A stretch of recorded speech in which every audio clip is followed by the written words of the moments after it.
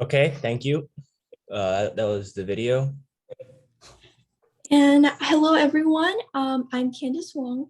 I'm the committee chair and communication chair for Tutoring for a Good Cause. 大家好，我是王小优 Candice，我是新任的 committee 主席和后台技术支持。Hi, I'm Alan Tang, education chair for Tutoring for a Good Cause, TGC. In Chinese, that would be 大家好，我是 Alan Tang, TGC 的教育主席。Today's webinar will relate to college application essays, college lists, and student relations with society. 欢迎来到 TGC 升学讲座。本讲座将为大家介绍关于大学申请的决定以及文书。TGC is a non-profit organization that was founded in the middle of the COVID-19 pandemic. During the pandemic, many in-person schools shutting down many educational opportunities for students across the world. Thus, TGC was created to provide peer-to-peer free live instruction for K-8 students through the internet. In the past, 700 volunteers from around the world participated in our program, and currently we have 500 volunteers providing over 2,000 hours of community service per month for students all over the world. Tutoring for a Good Cause 是一个501c3非营利组织，致力于通过网络教育平台为 K 至8年级的学生提供免费的同伴授课指导。无论您位于何处，作为一个在疫情期间成立的发扬的组织，我们通过线上平台提供包括艺术、国际象棋、外语和体育等不限于学术方面的课程。在过去的时间里，来自世界各地的700名志愿者参与了我们的组织。目前，我们有约500名志愿者，每月为世界各地的学生提供超过2000小时的社区服务。Our mission is to inspire, educate, and empower students through challenging and enjoyable lessons, while raising community awareness and creating a sense of belonging. 我们的使命是通过具有挑战性和令人愉快的课程来激励、教育和赋予学生能力，同时提高社区意识，并创造归属感。You can see more of our work on our website and our YouTube channel, both of which will be shared in the chat. While on the topic of our website, we are also trying to raise funds to improve our website so as to strengthen TGC's legitimacy as an organization and increase our educational outreach. So please consider donating.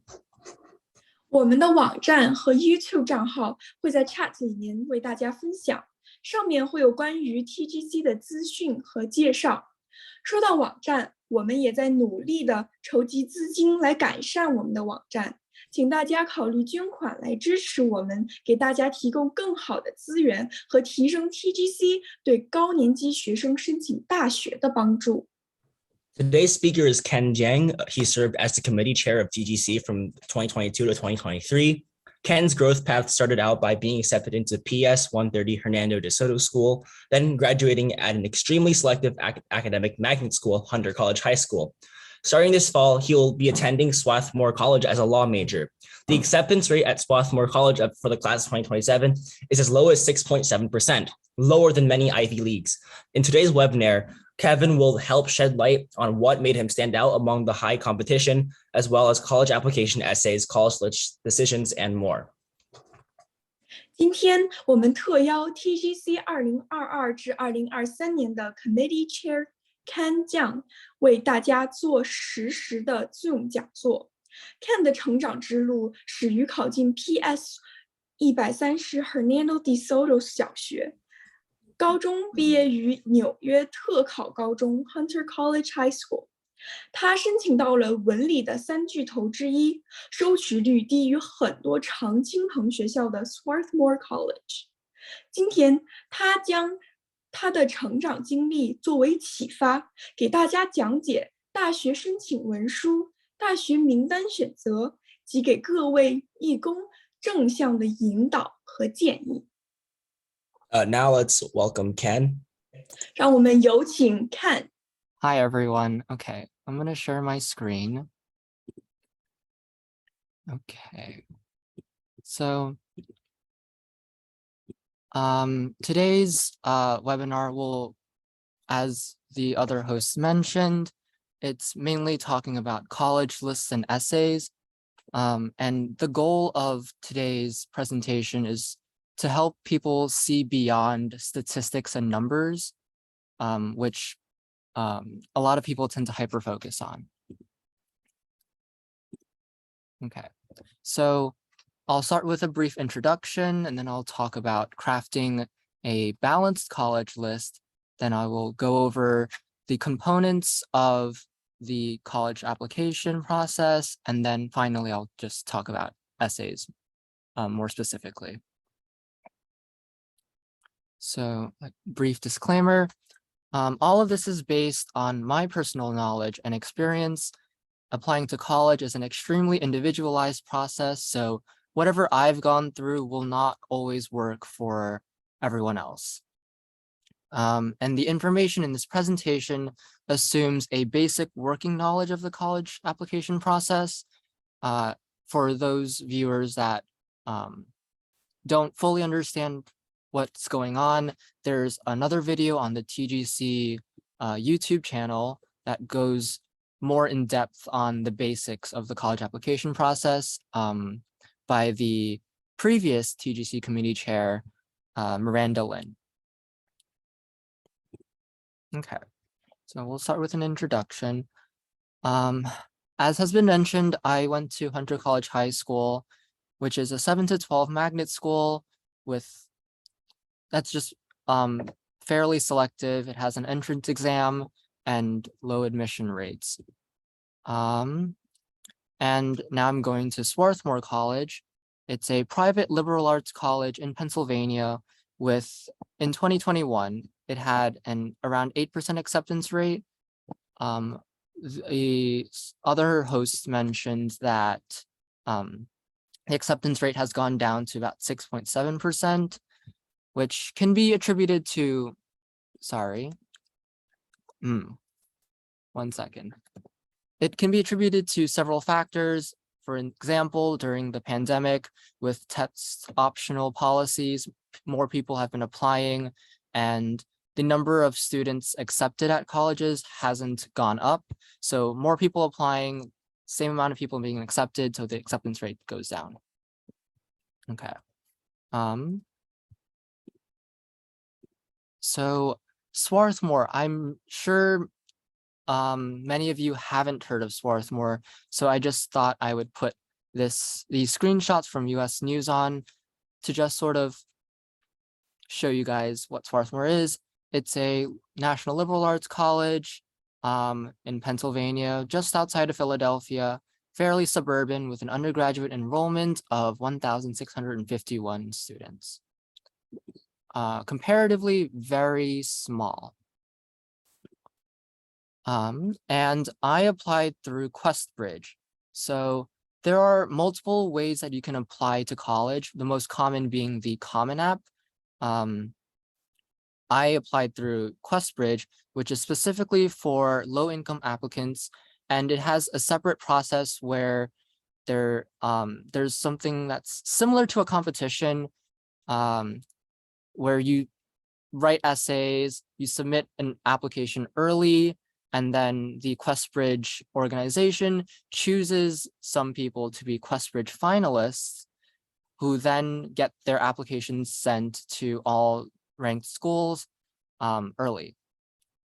I'm not going to go very in depth on QuestBridge today, but if people have questions about it, feel free to ask in the chat later, or you could email me if I had put my contact information here. So now we're going to talk about crafting a balanced college list. All right.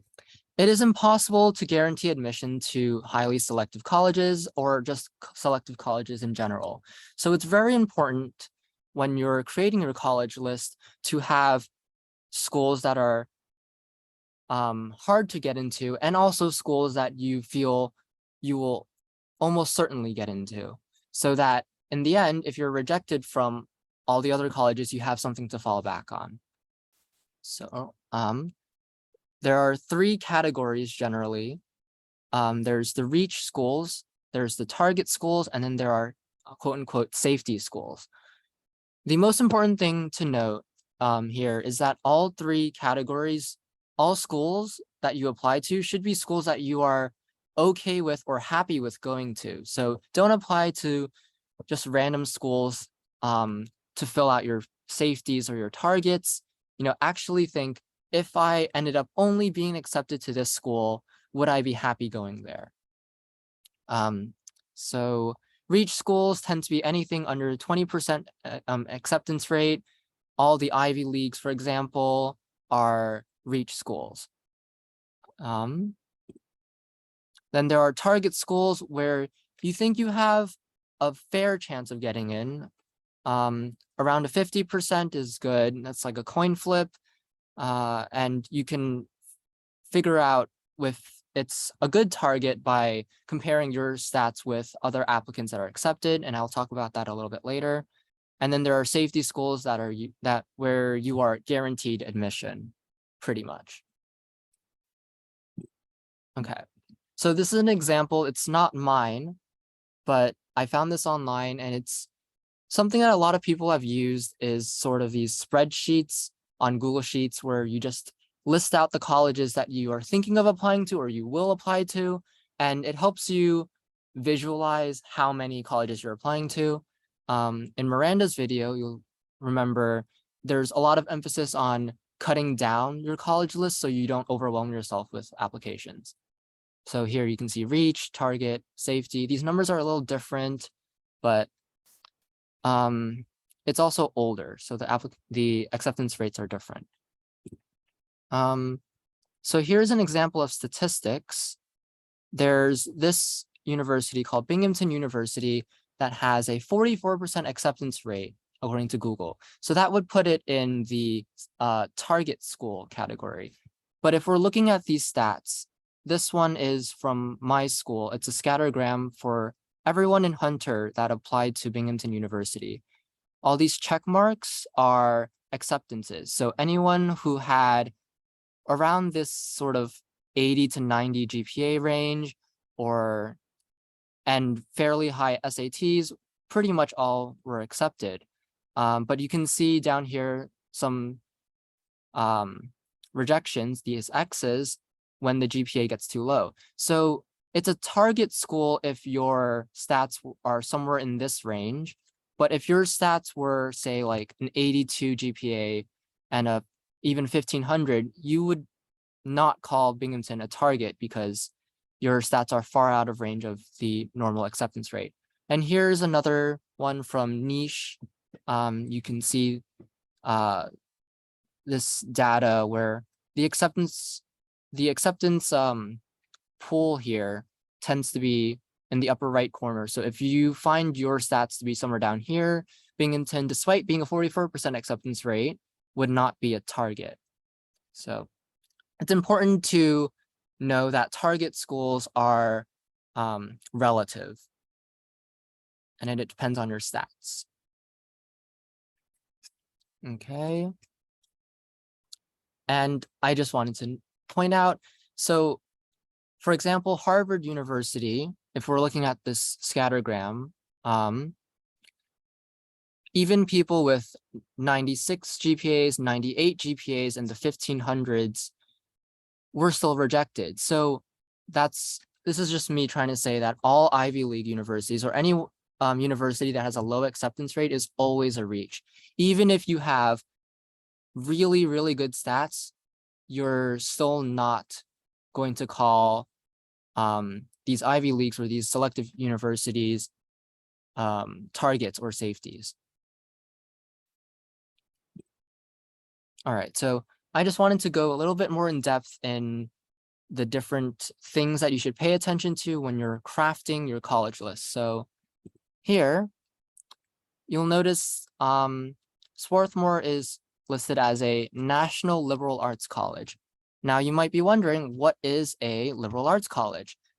Contrary to popular belief, liberal arts colleges has nothing to do with STEM or humanities. A liberal arts college isn't focused on liberal arts. or focused on humanities in the way that it looks like. Rather, here I list the differences.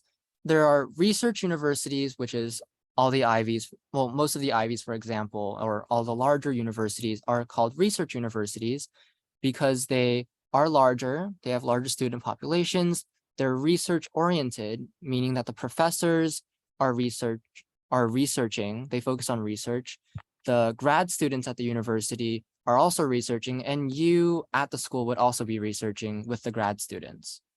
There tend to be more available fields and majors, and research universities are very student independent. You sort of are left to your own devices, and you get a lot of opportunities to do networking because of all the expert researchers there as professors. On the other hand, liberal arts colleges, like my school, are smaller. They tend to have under 2,500 students. They're education oriented, which means that the professors, while they do research and they do publish papers, they're more focused on teaching the students and the undergraduate experience than they are doing their own personal research. Liberal arts colleges are very focused on interdisciplinary studies. So while in a research university, if you're majoring in, say, computer science or something like history, you would be focused mainly on those majors, while in liberal arts college, the college tries to push you to take other classes that aren't necessarily or obviously connected to your major, and they try and make you see the overlaps. And lastly, liberal arts colleges are very well known for their community and, as a result, career coaching and advising.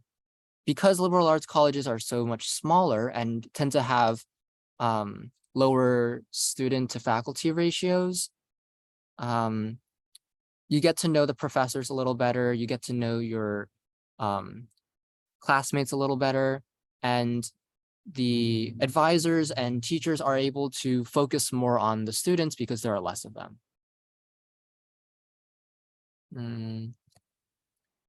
And for different people, different colleges make more sense. Some people would prefer the research university, some people prefer the liberal arts college. And these are important things to consider when you're crafting your list. Now, back to this. These are just some more factors that I wanted to talk about when you're thinking about what colleges you want to apply to. An important one, I think, is setting or location. Some people don't care that much, but you have to remember that you're going to be pretty much living there for 4 years. So you don't want to, go somewhere that you won't like and then be stuck there for 4 years. If you hate hot weather and you don't want to live in a rural place in Texas, for example, you wouldn't apply to schools in Texas. Then there's tuition. This is also very important. When you apply to colleges, you have to think about whether or not you'll get enough financial aid, whether or not you can afford those colleges. Don't apply to a college that has more prestige, even if you can't afford it, because it's not worth it to go into extraordinary amounts of debt just to get an education at a college that has more name prestige. Then size, I think it's also important to take into account how many students there are. If you're comfortable with larger school sizes or smaller school sizes, and that's not just like the number of students that are there, like the size of the campus might matter to you. Maybe you don't want to go to school where the campus is really small, you might feel stifled, and student faculty ratio. And lastly, and the least important in my opinion, selectivity, which is how selective the college is. Some people do care about selectivity. like if the college has a low acceptance rate, maybe you feel inclined to apply just because it has a low acceptance rate. And I'm going to talk about why that's not such a great idea here. So as you see, I circled here these numbers. It says on US News that it's ranked number 4, and it has a very low acceptance rate.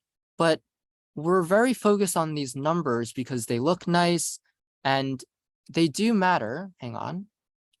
They do somewhat matter because when you're applying to jobs, for example, your name prestige may matter, as in your employer might look at the college and be like, oh, I know that college, it's a great college. And then they might look at you more favorably.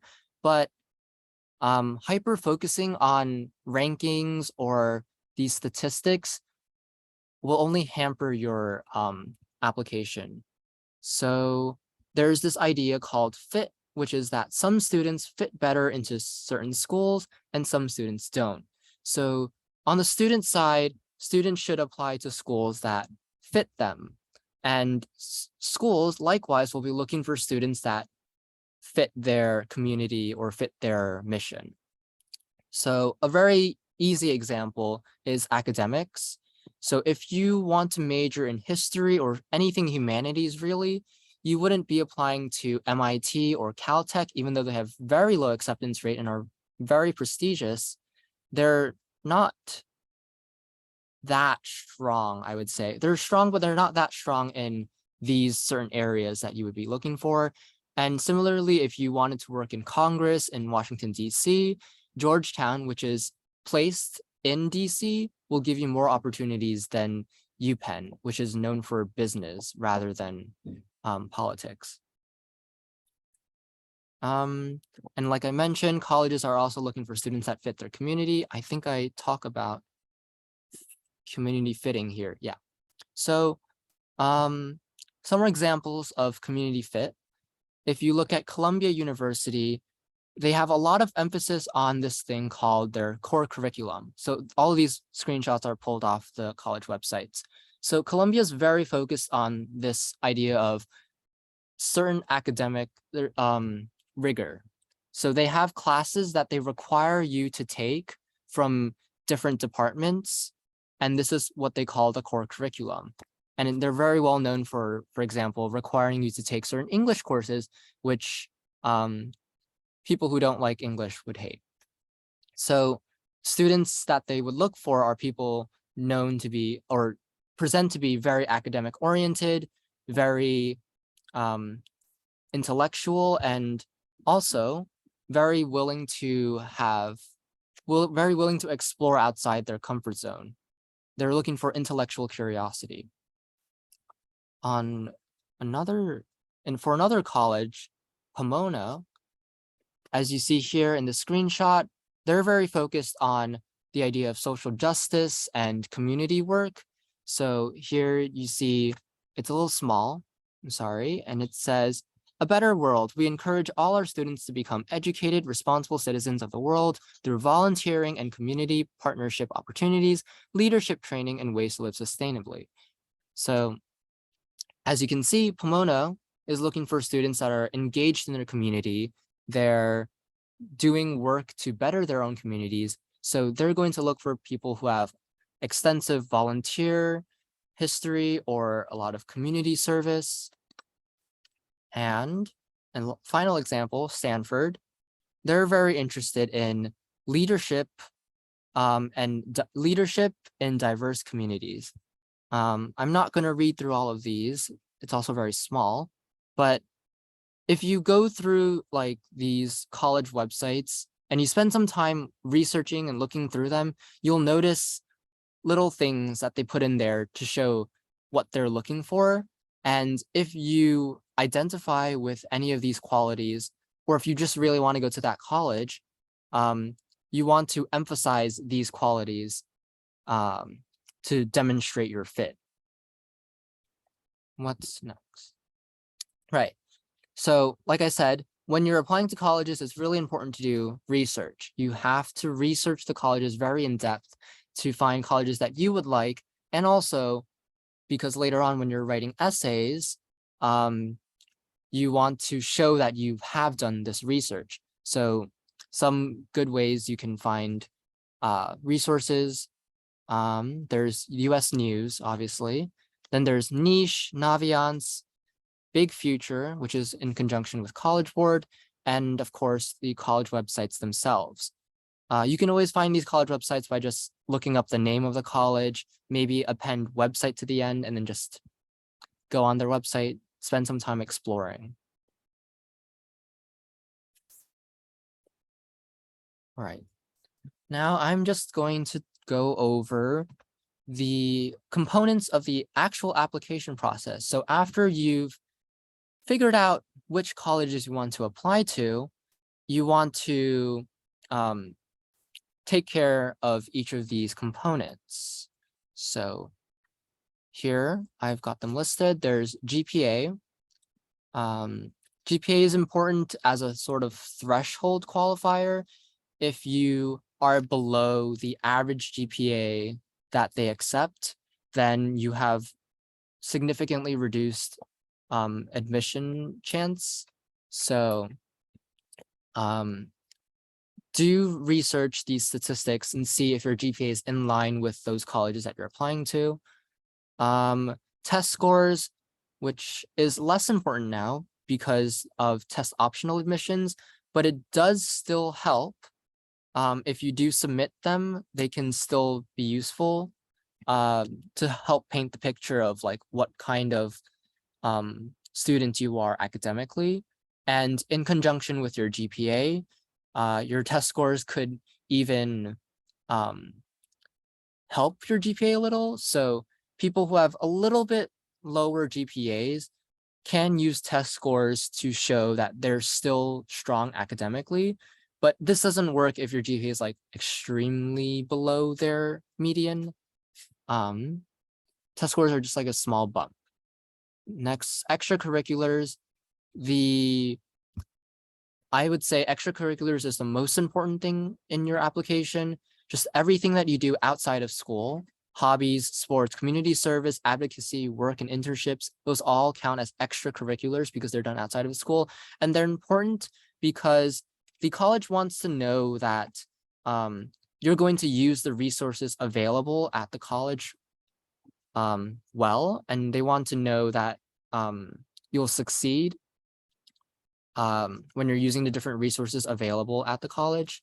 So just to sort of sum up, GPA and test scores is to make sure that you have the academic ability to do well in college, and extracurriculars is to show that you will be able to do other things outside of just studying at college.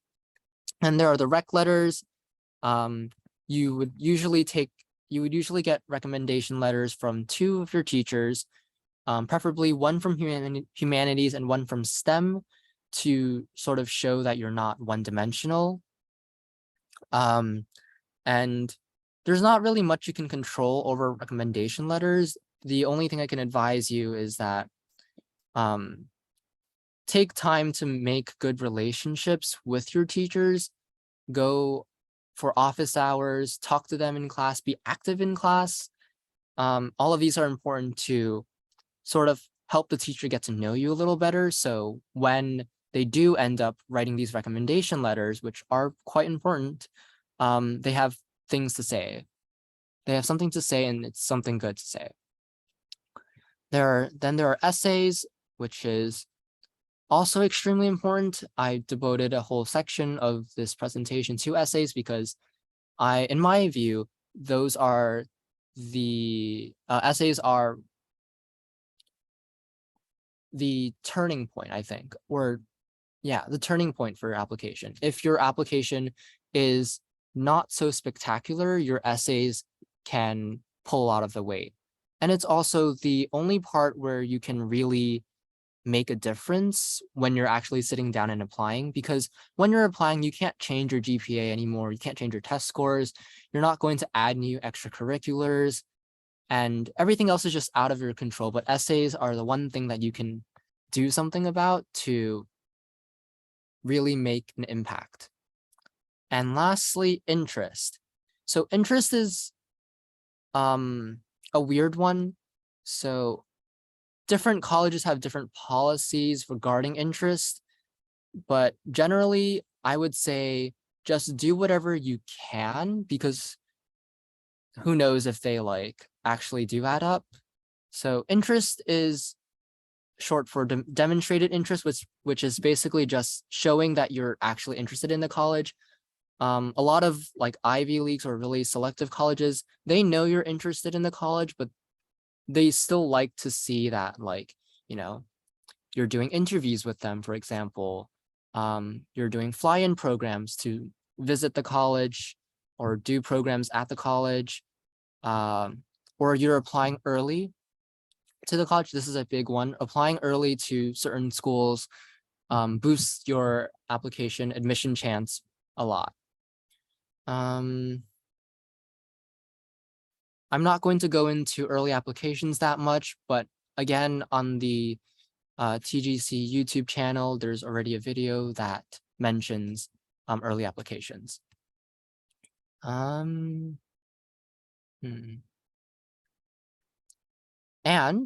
also, another way you can show demonstrated interest is just by doing research on the school and knowing stuff about the school. So when you're writing essays for the college you're applying to, if you can demonstrate that you've done research, that you know about the college, or you know something about the college that isn't generic, it's a really good way to show that you're genuinely interested. And it makes a difference. All right. So this is like the crux of my presentation. The main point that I want to make today is stats are less important than you think. They're a threshold requirement. It's if you have good enough stats to get in, that's pretty much good enough. They help colleges gauge whether or not you can survive the academic environment. They want to make sure that if they accept you to the college, you won't drop out because you aren't passing classes. Colleges really value, for example, their graduation rate. So you'll notice that all the top colleges have 90+ graduation rates. It's because they have to make sure that the students they accept are able to academically thrive. But past like just this threshold, if you have a 98 GPA versus a 99 GPA, that's really not going to make as much of a difference as you think. They might help maybe if the admissions officers are comparing two applications side by side, but only very, very rarely will that make a huge difference. But of course, this is not to say that you shouldn't pay attention to stats. They're still important. It's just don't think that your stats will automatically guarantee admission. So as I mentioned here, having stats that are too low is nearly a guaranteed rejection, and having stats on par is not a guarantee that you'll get in. So in other words, stats are a disqualifying factor if your stats aren't good enough, but they don't serve as, a guarantee that you'll get in. And here, this little bullet point here, I mentioned upward trend. Colleges do like to see that there is this sort of upward trend in your grades. So even if your grades aren't absolutely amazing, if the college can see on your transcript that your grades in 9th grade went from, let's say, a B+ to an A in 12th grade in English, that is good. They like to see that you're improving, and it also shows growth. And it also means that when you're in the college, you will presumably be in the state where you're at the peak of your academic prowess.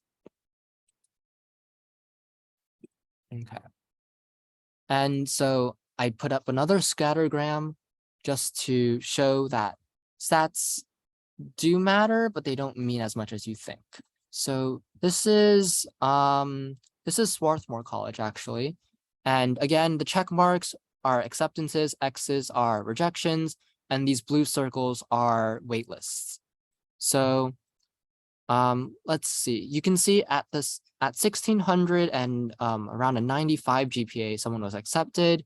And then you see this row here, 1590s, all with above a 94 GPA, 2 rejections, 3 waitlists, and 1 acceptance. So as you can see, it's not just like your stats are good and therefore you will definitely get in. It's also about your application, your essays, your recommendation letter, everything, your fit. So there's a lot of factors that go into acceptance, and just having the stats is not enough. That's basically what I wanted to note. And so now we're going to talk about essays. Essays, like I mentioned earlier, probably the main thing that you want to focus on when you're actually sitting down to apply. If you're not at the point where you're applying to college yet, if you're younger, for example, you don't have to worry too much about essays now, but for those that are applying in the next year or maybe next 2 years, you can start thinking about these essays.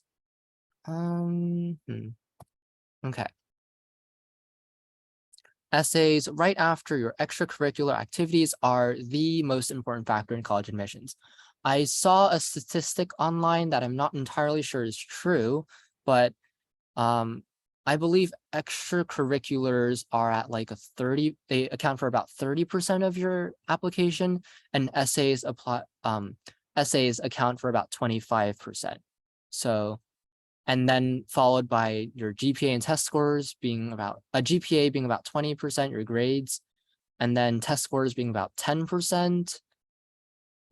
That sounds about right, yeah. So essays are a huge part and they matter much more than your test scores by 2.5%, 2.5 times, it matters 2.5 times more, according to that statistic. And yeah, so essays are how you show colleges your fit. So I've been talking a lot about fit, and essays are how you really can show to the college that you are a good person to put into their community, and that you'll contribute something to their environment. All right.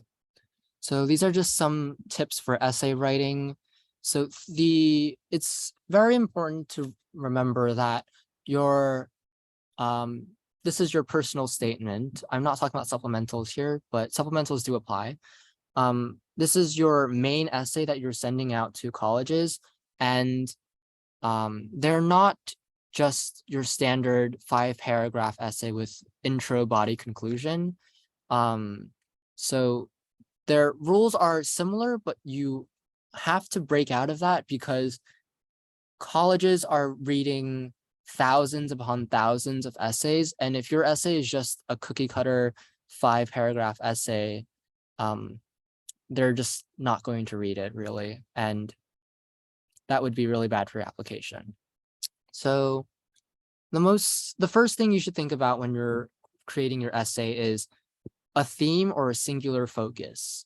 So is there something that you want the admissions officers to know? Is there something that isn't shown through your extracurriculars? Or is there something about your extracurriculars that you want to expand on, like explain how your community service, for example, contributes to you as a person, or how your community service has affected you? These are all good things that you can put into your essay. So I write here, a good way to approach this is by thinking of certain values or qualities that you possess that you want to convey. So some good examples I would say is, if you want to show colleges that you are a very, you're a person that likes to wander a lot. You enjoy exploring, vacationing, exploring the world. You can put that into your essay. You can say, I have wanderlust. I like to explore the world. And then you'll think about how you can show that you enjoy exploring without saying explicitly that you enjoy exploring. then you need to have a good hook. Again, like I mentioned, these AOs, admissions officers, are reading a lot of essays. So your first line is really what's going to draw them in. And if you can't hook them by the first sentence, it's hard for them to get through the entire essay. It's the same thing really as like your normal school essays. If your hook is good, people will be more inclined to actually read the essay. This is anecdote is a very good factor, very good thing that you can put into your essays. It helps the AO stay engaged when they're reading through your entire essay. And anecdotes are basically just little stories from your life. So if we're going back to the example of someone who likes to explore and wander a lot, maybe you can talk about, I don't know. I read a really good essay actually with this person that talked about giving a room tour, and they just mentioned these souvenirs and books that they got from different parts of the world. And that could be a way you can show like, I like exploring, and then you can just you can say that you like exploring by talking about the things that you got from around the world. Anecdotes help you narrow the focal point of your essay. And this is because your essay needs to capitalize on one or maybe two single points so that it doesn't sound like it's rambling. So an anecdote, if you can pick out one anecdote to really hone in on and like explore, then that would help in narrowing down your focus. Your major, right? So your essay can also help shed light on why you're choosing a certain major. They can help explain what you plan for in the future or what your career trajectory looks like. So some people might be interested in going into social justice or advocacy, law, and you could have your essay write about your childhood experiences. Maybe you encountered some kind of social injustice and that inspired you to work for a nonprofit. And that's why in the future that's why you want to major in, I don't know, political science or something.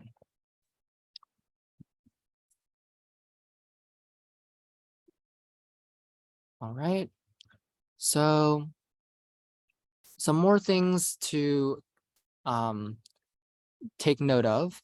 In your essay, you want to be very careful to have an authentic voice, but also one that doesn't get annoying. So this is a little bit hard because, reading your own work doesn't always work. So this is why I always advise you to have other people read your work if possible. My school, for example, had a writing center. Some schools might also have that. If not, you could go to your English teacher. You could have a friend or an adult, your parents, read your essay and just give comments, talk about things that they felt were weird or off.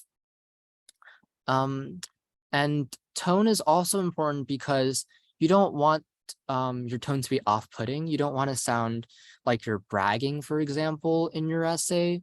That would make admissions officers not that interested in your writing. And also, while you want to sound sophisticated and intelligent, you don't want to sound like you're pulling words off of a thesaurus or you're just citing a Wikipedia article. So don't become too verbose. Try and stick with semi-conversational writing. Showing, not telling, same as essays, show, don't tell. Don't say like you're really creative, show us how you're creative. Avoid cliches. Again, AOs read thousands of essays. So they've pretty much read everything over the years. So there are certain essay topics that have been written about way too much. So for example, sport injuries, working hard, that's a really bad one. Moving around, some people write about like how they moved from one state to another, or they moved from, I don't know, a different country. Immigration, these are all very common topics. So unless you have something interesting or a different spin on it, you don't want to write about these again. And always avoid heavy topics such as tragedies, depression. These things are not things that AOs want to be reading. And a relatively new one, I guess. AOs might not be that interested in essays about the pandemic, because everyone went through that, and I'm sure many people have written essays about how they had to cope with the pandemic or how the lockdown, quarantine ruined them or something. I would say you should probably avoid those unless you have something very interesting to contribute. And lastly, be creative. Again, this isn't a traditional essay. Think outside the box. Reimagine the prompt, have interesting spins on it, and use symbolism if you can. And lastly, in 2021, all my data is from 2021, there were over 12 million college applications. So you need to make sure that you have certain points that stand out, so that you can really put yourself out there and not look like another generic applicant. Yeah, and that's it. Thank you, everyone. Okay, thank you. Thank you very much. So we'll now start our Q&A session in just a moment. So if you have any questions, please let us know in the chat. 感谢看的分享，我们即将开始我们的答疑解惑的时间。如果大家有任何问题咨询，可以用聊天框来发送你们的问题，也可以停留一会儿来看看其他人的问题会不会对你有任何的帮助。Okay, so while we wait for questions, we'll like to give Ken a short interview. So first question I have for you is, how did you balance your volunteer work, TGC committee chair work, while also going to school every day and doing academics? Yeah. So a lot of like balancing revolves around planning, and a lot of planning revolves around not procrastinating. So I guess, again, this is pretty generic, but the main thing I would say is don't put stuff off. Like if you have an assignment that you're given, I don't know, 2 weeks to do, try and finish that within the week that you're given it rather than putting it off. So in this way, you can open up more time to do other stuff outside. And again, like I mentioned, because extracurriculars are really that important, the less time you have to spend on schoolwork, the more time you have to do stuff outside of school. Okay. And we have another question is, how did TGC help you along the way to achieve your success? Right. So at TGC, primarily as like a tutor, there's a lot of learning about community service. I would say everyone should go out and do some community service at some point. It's required as a graduation requirement, but also because community service is a great learning experience. You get to contribute to your community. You get to deepen your own knowledge of like the topics that you're teaching. And also it feels nice, I would say, to be able to apply like academic things that you've learned in school to like the real world. So yeah, I think TGC was a great way for me to sort of get I wouldn't say real world experience, but just like experience outside of the school with community service. Okay, thank you. Does anyone have any questions like regarding today's webinar? Like you can just either raise your hand or you can just type it in the chat. Okay, so I see one. So how much, this is a question for Ken. So how much do you think sports play in application? Again, sports do fall under extracurriculars. So like I mentioned earlier, it's about 30% of your application. So I would say quite a lot. And also, I'm not sure if you know this, but since athletes also sometimes get recruited directly to colleges, if you are really good at your sport, for example, you could get recruited directly to the college, and athletes tend to have a much higher admission rate to selective colleges. Especially like since Ivy League is an athletic conference, so they're always looking for more athletes to fill out their teams. And there's like a certain amount of spots that are reserved basically for athletes.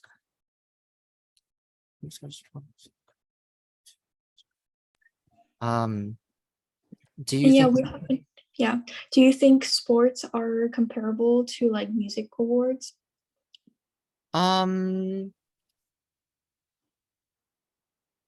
they're sort of, I would say sort of, yes. So again, sports has this advantage that a lot of universities are looking to fill out these sports teams, but most universities don't have like spots set out for musicians.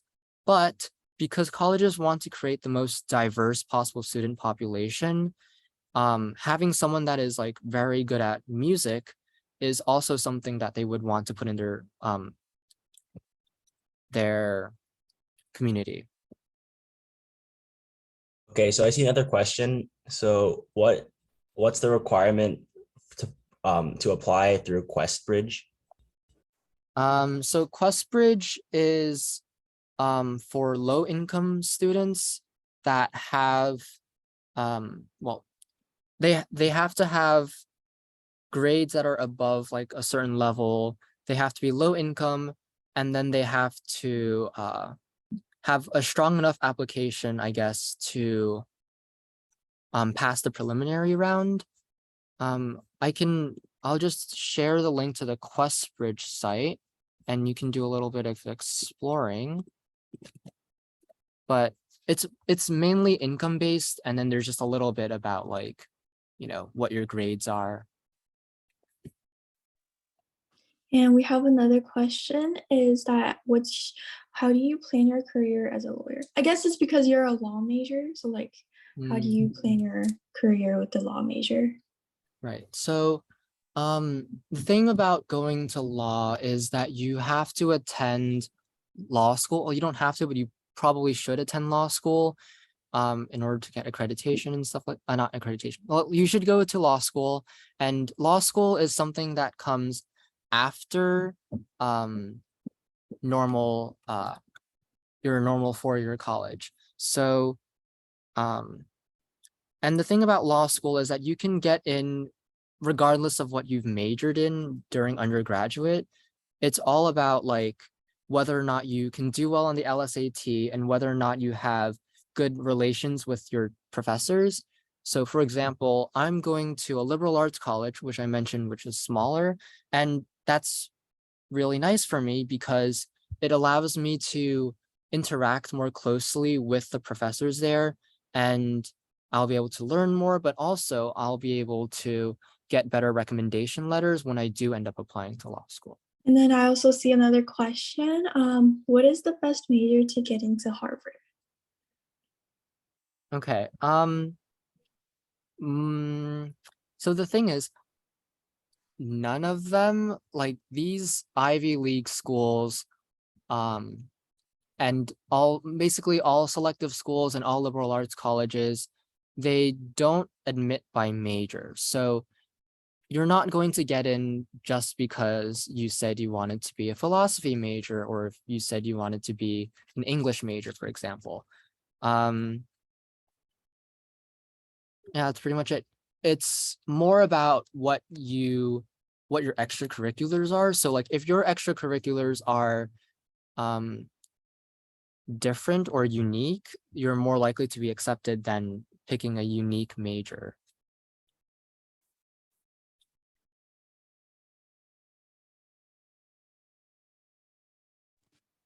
And then another one is, should we tell what our schools were in our essays? Like our school's importance in the essays? I'm not totally sure what you're asking. I'm assuming it's like, should you talk about the school in your essays? And I would say no. Your personal statement, your Common App essay for most people is not where you talk about your school or which school you're applying to, because that essay is the essay that you're sending out to all the schools that you apply to. If you're talking about your high school, for example, also no, don't mention like, I went to this high school, which was very selective, because that doesn't really contribute anything. And also the colleges can see which high school you went to on your application already. And there's also, there's a place where you do talk about those specific schools, and these are called supplemental essays. I think on the YouTube channel, Miranda made a video where she did briefly talk about supplemental essays. So those essays are where you talk about the school specifically. Those are school specific questions and a whole separate thing. Usually a lot of schools have a question that's like, why do you want to attend this school? And that's where you would say, this school is good for me because it has this program or whatever. The next one is, do you think UNC is a good target school? No. UNC is, maybe it's better if you're like actually in the state. I don't really know what the policy is for in-state students, since UNC is a public university. But if you're out of state, UNC is definitely not a target school. UNC has around a 20% acceptance rate, even lower, I guess, in 2023. So definitely not. If you're talking about Chapel Hill, that is. It's quite selective.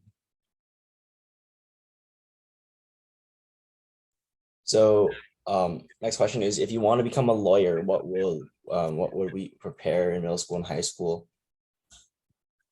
Well, a good way I would say to prepare, firstly, is you need to work on writing skills. So writing is a huge part of law, so you need to be a good writer.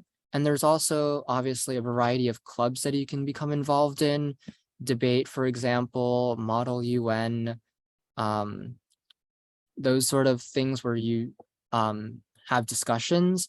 And since there are different categories of law, if you're looking to go into something like civil rights law or public defense, you might be interested in more community service opportunities, where you can sort of interact with your community and have a better grasp on like helping people, since that's what you'll be doing as a lawyer. And of course, when you're in high school, especially, you can always look for summer internships or even during the school internships, where you work with a law office or you work at a court, you work with a judge, anything to sort of get you to experience law firsthand. We are also just finishing these last few questions here, and since it's already about like an hour. But the next question would be, in all, how many essays do you have to write to apply to college? And are there any key tips and tricks that we could use to make our essays better?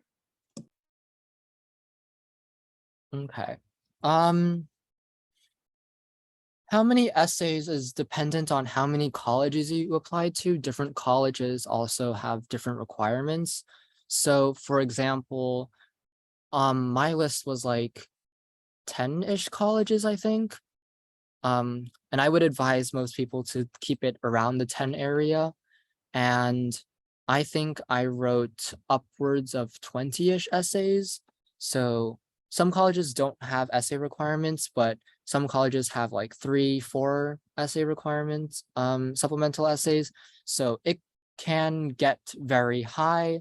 And that's why you shouldn't apply to too many colleges, because you'll have to write a lot of essays. And if you don't have financial aid or a waiver, you'll also have to pay for all the applications that you send.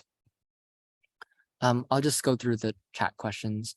If you don't have a sports advantage, how could you be accepted to a nice high school and college? High schools shouldn't be factoring in sports.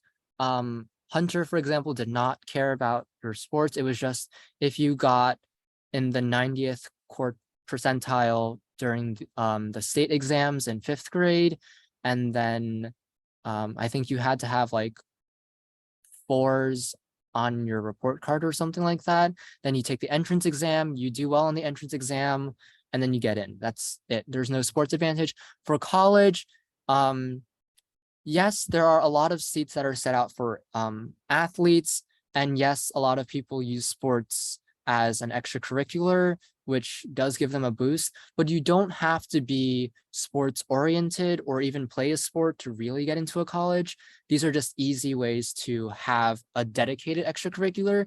If you can show that you have dedicated time and committed to a certain activity for several years, for many hours throughout the week, that will show dedication and commitment, and it doesn't have to be a sport. So for example, I know I had a friend that did community service hours at his church for, I don't know, like many hours. I think he like passed 100 in the first year of high school. So you just have to show dedication to an activity. You don't have to play a sport. I, for example, did not play a sport, so I focused all of my efforts elsewhere and not on sports. Is it possible to apply to 2 different majors in college? When you're applying to college, you mention like up to like, I think 3 majors that you may be interested in, but most colleges will not like really care about which majors you're applying for. And then when you're in college, different colleges have different policies, but you'll declare a major. And yes, some colleges allow you to double major or have a major and a minor. It all depends on the college.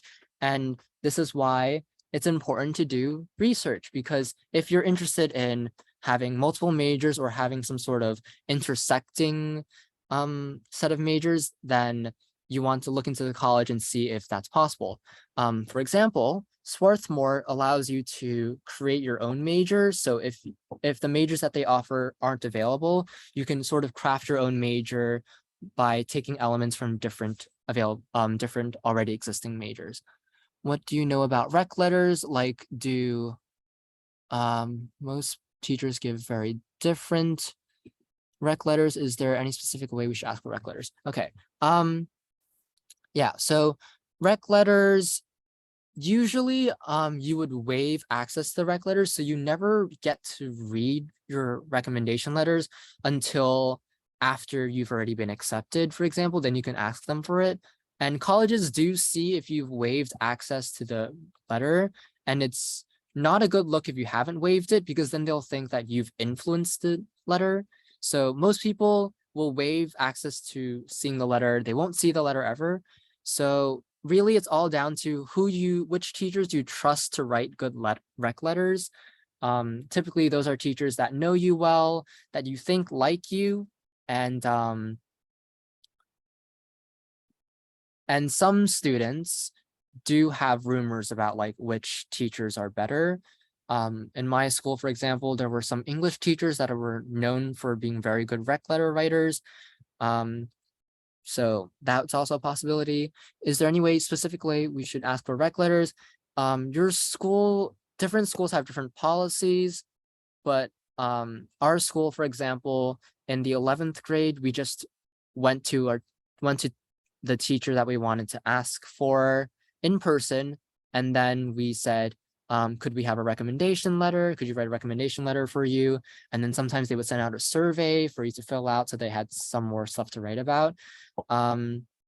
But in general, regardless of what your school's policy is towards requesting recommendation letters, just always be very polite, because remember, they're going to be writing about your personality.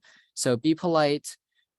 If you're supposed to go ask for teacher recommendations on your own, do it in person. Don't do it over email. That's a really bad idea. You should always go in person and ask them, like, politely, could you write a recommendation letter for me?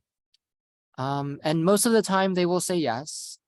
If they say no, that's too bad, and you'll just have to ask another teacher. So as to be like, do you feel like you're giving your STEM advantages by going to law? I'm not sure how to answer that question. I don't really know what like STEM advantages I had, but I don't think like going into law is necessarily giving up anything. It's more that I'm interested in law, and I find law much more interesting than say computer science or math. So that's why I didn't pursue a more STEM related career path. Okay, I think that's all the questions. If you guys have more questions, just like reach out to some people to get in touch with Ken, I guess. Yeah. So thank you again, Ken, for today's wonderful webinar. Congratulations again on Swarthmore, and have a great time in college. 再次感谢 Ken 为大家带来的精彩讲座，再次也恭喜 Ken Swarthmore 大学的录取，祝一切顺利。Thank you everyone for attending. I hope you gained some insight from Ken's webinar. 感谢各位的到来，希望 Ken 的分享给大家带来了帮助。Okay. 谢谢。谢谢。